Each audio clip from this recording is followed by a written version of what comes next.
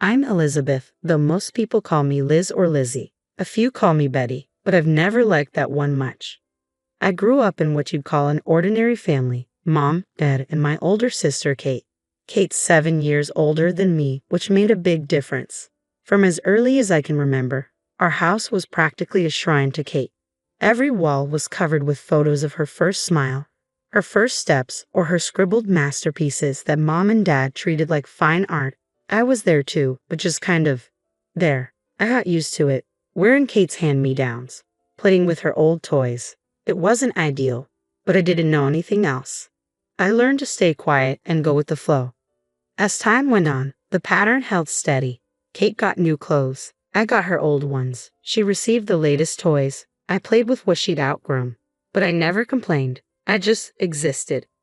When I reached high school, Kate had already moved out for college on a scholarship. I thought maybe, with her gone, my parents would notice me more. But no, it was still all about Kate, her college adventures, her new boyfriend, her bright future. Then one Sunday she burst in, grinning from ear to ear. "Mom, Dad, I'm getting married," she announced, as if she'd just won an award. Mom burst into tears of joy, and Dad whooped with excitement. I just sat there, wondering if anyone realized I was in the room. Kate turned to me, her eyes sparkling. "Lizzie, you'll be my bridesmaid, right?" I forced a smile and nodded. "Sure, Kate, congratulations." As everyone hugged and laughed, I slipped out of the room. No one noticed. They never did. Kate's wedding turned into a huge production. One night, I overheard Mom and Dad whispering in the kitchen. "We'll have to take out a loan," Dad said, sounding worn. "I know," Mom sighed, "but it's Kate's big day. We can't let her down." My stomach twisted. They were going into debt for her wedding. I wanted to point out how absurd this was, but I knew better. My opinions didn't hold much weight here. The wedding was lavish, with Kate looking like a princess and my parents beaming with pride. I stood in my bridesmaid dress, feeling invisible as always. Then, after her honeymoon, Kate dropped another bombshell. "I've decided to be a housewife," she announced at Sunday dinner. "Jack makes enough for both of us." I watched my parents try to hide their concern behind forced smiles. "That's wonderful, sweetheart," Mom said, "if it makes you happy." I wanted to scream. They'd taken on debt for her wedding, and now she wasn't even going to work. But as usual, I kept quiet. Soon enough, Kate was pregnant, with twins. Mom and Dad were overjoyed, spending every free moment doting on Kate and preparing for the babies. Then came the next idea. "We should help them buy a house," Mom suggested one night. "They'll need the space with 2 babies. Dad nodded. "We could make a down payment on that nice place nearby." I couldn't stay silent anymore. "Are you serious?" I blurted out. "You're already in debt from the wedding, and now you want to buy them a house." They looked at me, almost surprised, like they'd forgotten I was there. "Elizabeth," Mom said, her tone sharp, "this is what family does. We help each other." The twins were born a few months later, 2 little boys as adorable as could be. Mom and Dad spent every moment at Kate's new house, cooing over the babies. Meanwhile, I was finishing high school, thinking about college, but wondering how I'd pay for it. Finally, one night, I worked up the courage to ask, "Mom, Dad, I'd been looking at colleges." "That's nice, dear," Mom said, not glancing up from the photo album she was making of the twins. I took a deep breath. I was wondering, could you help me with tuition? They exchanged that look, the one that meant they'd rather discuss anything else. Dad cleared his throat. "Well, sweetie, we'd love to, but with the loan for Kate's wedding and helping with the house, we can cover half," Mom interrupted, as if that was generous. "But you'll need to figure out the rest on your own." I felt like I'd been punched. Half. After everything they'd done for Kate, half was all they could offer me. But I knew it was pointless to argue. "Okay," I said softly, "thanks." As I turned to walk back to my room, I heard them resume chatting about the twins' latest adorable antics. Closing my door, I leaned against it and for the first time in years let myself cry. I ended up enrolling in a local community college, not my dream, but the only option I could afford. To cover the gap, I took a part-time job at a nearby diner. Balancing classes and waiting tables was exhausting. Most nights, I came home dead on my feet, dreaming only of collapsing into bed. But even that small comfort was often snatched away. It started one Friday evening. I'd just finished a grueling shift and was looking forward to face planting into my pillow when I walked in to find Kate in the living room, the twins crawling around her feet. "Oh, Lizzie," she exclaimed. "Thank God you're here. I'm at my wits' end with these two. Can you watch them for a bit? Jack and I haven't had a date night in ages." Before I could respond, she'd slipped out the door, leaving me with two screaming toddlers. "What the hell?" I muttered, staring down at my nephews. Don't get me wrong, I love the little terrors, but this wasn't what I'd signed up for. Mom wandered in from the kitchen. "Your sister's exhausted, honey. This is what family does. Besides, it'll be good practice for when you have your own kids." Kids? I was barely keeping my head above water as it was. This became the new normal. Every weekend, without fail, Kate would drop off the twins and vanish, sometimes for errands, other times to grab dinner or catch a movie with Jack. And every weekend, I ended up as the unasked babysitter. One Saturday, after a week from hell with midterms, I had enough. Kate had just breezed out the door, leaving the twins mid-tantrum. I turned to Mom and Dad, my voice shaky. "This isn't fair. I'm exhausted. I work, I study, and now I'm expected to give up my weekends too." Dad didn't even look up from his newspaper. "Lizzie, your sister needs the help. You should be glad to do it." "But what about what I need?" I protested. "I'm running myself ragged here." Mom sighed. "Elizabeth, don't be selfish. Kate has 2 kids. You don't know how hard that is." I gave up. It was clear they weren't going to listen. So I resigned myself to my new reality. Classes during the week, work in the evenings, and unpaid babysitting on weekends. A personal life? That was a joke. The closest thing I had to a social life was small talk with customers at the diner. Dates? Forget it. Between work, school, and watching the twins, I barely had time to shower, let alone meet someone. I was at my breaking point. The constant juggling of school, work, and forced babysitting left me drained, physically, mentally, and emotionally. I needed a real break, a genuine escape from everything and everyone. So one evening, I made an announcement. "Mom, Dad, I'm taking a few days off and going to the beach." The response surprised me. For once, they actually seemed supportive. "That's wonderful, Lizzie," Mom said, looking genuinely happy. "Where are you staying?" I told them about a modest motel I'd found online right by the ocean. Nothing fancy, but it was all I could afford. Dad nodded approvingly. "Good for you, kiddo. You deserve a break." I nearly did a double take. Were they actually acknowledging my need for rest? The day finally arrived. I packed my bag, hopped on a bus, and felt the weight lifting from my shoulders with every mile that passed. When I arrived at the coast, I could hardly believe my luck. The motel was small and a bit rundown, but the view of the ocean was breathtaking. I dropped my bag in the room and headed straight for the beach, inhaling the salty air. For the first time in months, I felt like I could truly breathe. I treated myself to lunch at a little seaside cafe, savoring each bite. No screaming kids, no assignments, no customers. Just me, my thoughts, and the calming sound of the waves. As the sun began to set, I returned to the motel, ready for a night of peaceful solitude. But as I approached my room, I heard familiar voices. "Surprise, Lizzie."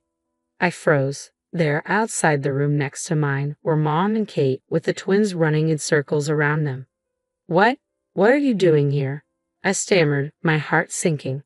"We couldn't let you be all alone on vacation," Mom chirped. "We thought we'd surprise you. We're right next door." They'd booked one of the nicer rooms, I noticed, while I was in the budget option. Before I could fully process what was happening, Kate was already pushing the twins toward me.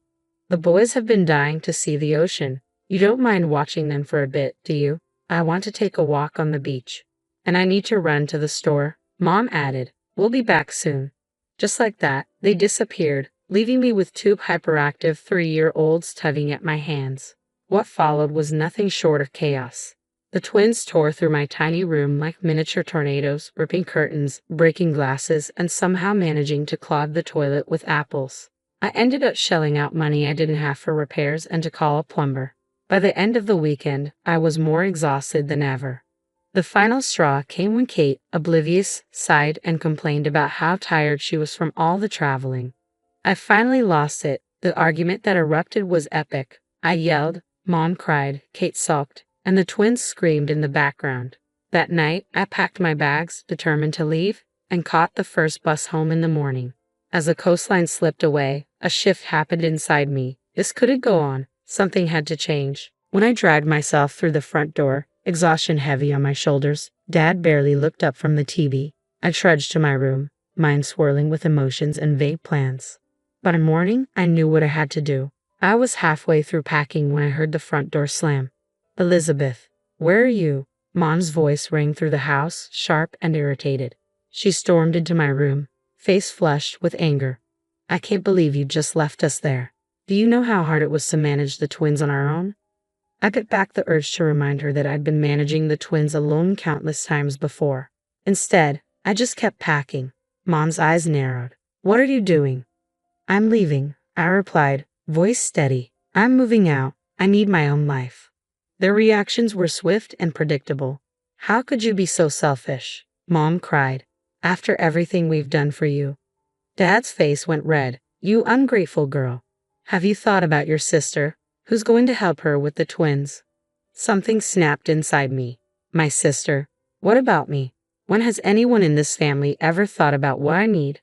Mom gasped, and I continued. Kate has a husband. Let him help with the kids. I need to focus on my own life. Dad glared. If you walk out that door, don't expect us to keep paying for your college. You'll be on your own. I looked at them, these people who were supposed to love and support me, and realized they were strangers. Fine, I said, zipping up my suitcase. I'd rather be on my own than live like this. No life of my own, just constant demands and screaming kids. I'm done. I pushed past them, dragging my suitcase downstairs. They followed, shouting, but I tuned them out. As I reached the door, Mom made one last attempt. If you leave now, don't bother coming back. I paused, my hand on the doorknob, then opened the door without looking back. The next few weeks were a blur. I crashed on a friend's couch while searching for a more permanent place. Eventually, I connected with a girl from my study group who needed a roommate. We found a tiny apartment we could just barely afford between the two of us. With my parents cutting me off, I picked up more shifts at the diner, working almost full-time on top of my classes. There were nights I thought I wouldn't make it, when exhaustion was so overwhelming I could barely think. But for the first time, I felt free. No one made demands on my time. No one guilted me into babysitting or expected me to put their needs before my own. The apartment was small, my bed just a mattress on the floor, but it was mine. I threw myself into my studies with a determination I didn't know I had. Every all-nighter, every extra shift, every missed event, it was all for my future. 2 years flew by, and on graduation day, I sat in the auditorium, scanning the crowd. A small part of me hoped to see a familiar face, Mom, Dad, even Kate, but the seats I reserved remained empty. Life after college felt like stepping into a whole new world. I landed a job at a marketing firm, and for the first time in years I had a steady income that wasn't just scraping by. I rented my own apartment, nothing fancy, but all mine, no roommates, no family drama. Just peace and quiet, and it was glorious. I started doing all the things I'd missed. Going on dates, making new friends, even having a few short-lived relationships. It was fun to be young and carefree for once. My parents and I kept in touch, barely. We talked maybe once a month, stilted conversations filled with awkward silences and thinly veiled disapproval. They were still sore about me moving out, and I wasn't in a rush to mend fences. Then came my 25th birthday. I had plans with friends, dinner and drinks, nothing wild. But a week before, Mom called. Elizabeth, she said, her voice oddly cheerful. We want you to come over for your birthday. The whole family will be there. Against my better judgment, I agreed. Walking into my parents' house was like stepping back in time. Kate and her husband were there, the twins, now 7, running around like little tornadoes, aunts, uncles, and cousins mingling and smiling. Happy birthday, Lizzie, they chorused as I walked in. I put on a smile, accepting the hugs and well wishes. Then Mom handed me an envelope with a flourish. This is from all of us, she said, beaming. As I opened the envelope, my stomach sank. Inside was a ticket to a beach resort. We're all going, Dad announced proudly. A big family vacation. We've paid for everything. I froze. A family vacation, with the twins. It was my ruined beach shirt all over again. I opened my mouth to refuse, but Mom squeezed my arm, whispering harshly, don't you dare make a scene, not in front of everyone. So, I forced a smile and thanked them, all while screaming internally. The party wound down, relatives trickled out, and finally, it was just us. Me, Mom, Dad, Kate, and her family. I couldn't hold it in any longer. I'm not going, I said flatly. What? Kate gasped. But it's a family trip.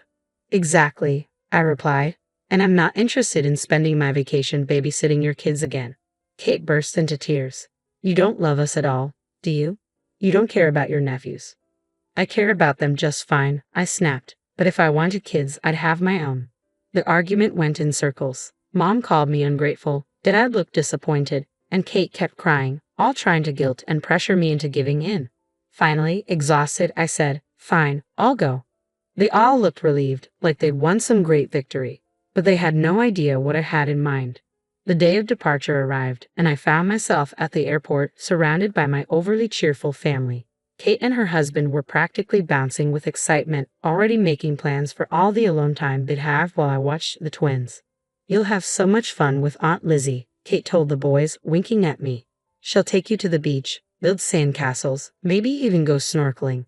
As we approached the check-in counter, I made my move. Oh, I need to use the restroom, I said, feigning discomfort. You guys go ahead and check in. I'll meet you at the gate. They nodded, distracted by luggage and excited children. I watched them get in line, then turned and walked in the opposite direction. My heart pounded as I approached a different check-in counter. I handed over my passport and the ticket I'd bought weeks ago for a flight to a small, peaceful island resort.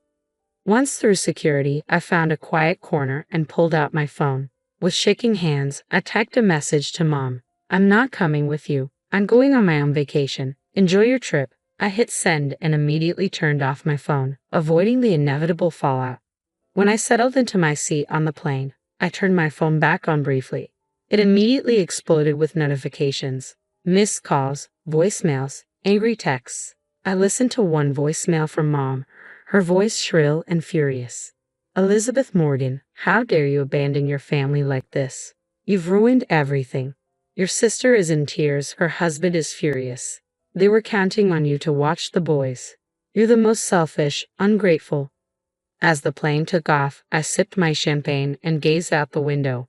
Yes, I felt a pang of guilt, but overwhelmingly, I felt free, like I could finally breathe for the first time in as long as I could remember. I was going on a trip that was just for me. No obligations, no babysitting, no family drama. Just me, the beach, and whatever I decided to do. When I arrived on the small tropical island, the warm breeze greeted me as if to say, "Welcome to freedom." I checked into my resort, a modest but charming place right on the beach. Out of curiosity, I turned my phone back on, and it instantly flooded with hundreds of messages, missed calls, and voicemails. I scrolled through a few with a mix of amusement and trepidation. How could you do this to us? From Mom. You ruined everything. From Kate. You're so selfish. Elizabeth. From Dad.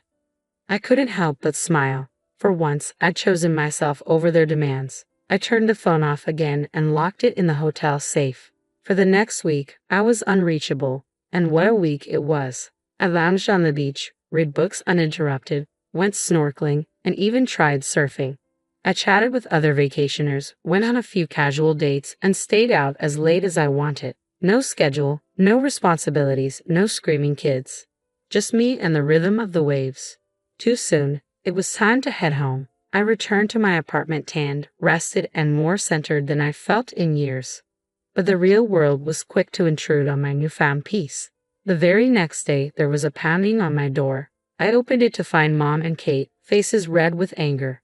How dare you? Mom screeched, barging in without invitation. Do you have any idea what you've done? Kate wasn't far behind. You ruined our entire vacation. The boys were devastated. They launched into a tirade, voices overlapping as they hurled accusations and insults. I was selfish, ungrateful, a terrible daughter and sister. I owed them for the ticket they'd bought for the childcare I hadn't provided. I let them rant for a few minutes, their words washing over me without sticking.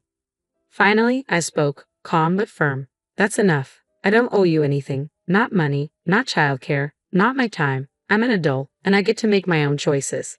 Mom opened her mouth to argue, but I held up a hand. I'm not discussing this further. Please leave. When you're ready to treat me with respect and have a calm conversation, we can talk. Until then, it's best we don't communicate. They stared, shocked into silence, then stormed out with a few choice words. As the door slammed behind them, I let out a long breath. It hadn't been easy, but it felt right. Over the next few weeks, I made some big changes. I found a new apartment in a different part of town and moved without giving my family my address. I threw myself into my work and picked up new hobbies, painting, yoga, even learning a new language. There were moments of doubt and pangs of guilt, but every time I came home to my peaceful apartment, made plans without worrying about babysitting, or pursued a new interest just for me, I knew I'd made the right choice. I don't know what the future holds. Maybe someday my family and I will find a way to have a healthy relationship, maybe not. But I do know this. I'll face whatever comes on my own terms, standing tall and unapologetic in the life I've chosen for myself.